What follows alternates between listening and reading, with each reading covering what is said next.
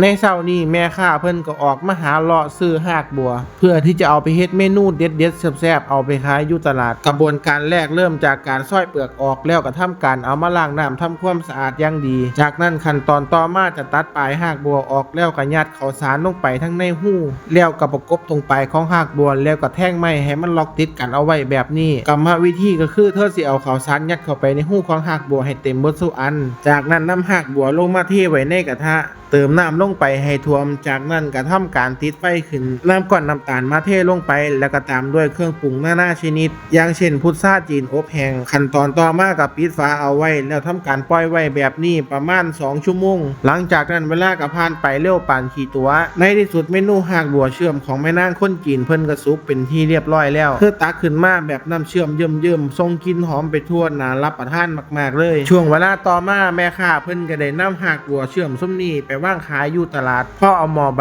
ใหญ่ๆเขามาตั้งข้าวเดียวลูกค้าก็ท้าโถมเขามาสั่งซื้อกันเป็นจำนวนมากวิธีการกินหากบัวส้มนี้ก็คือใส่มีดบางหั่นให้เป็นชิ้นบางๆจากนั้นก็เอาน้ำเชื่อมลงไปราดซอยหอมแล้วเอาไปห้อยหนาจักนิดนึงจากนั้นก็ใส่กล่องแพ็คเกจจิ้งอย่างดีแน่นอนว่าเมนูหากบัวเชื่อมคนกินเขาจะค่อนข้างนิยมกินกันเพราะว่ามันค่อนข้างจะหวานกรุบกรอบสำหรับเมนูนี้ดีพอที่จะได้รับการกดไลค์จากหัวใจของท่านผู้ชมบ่น้อ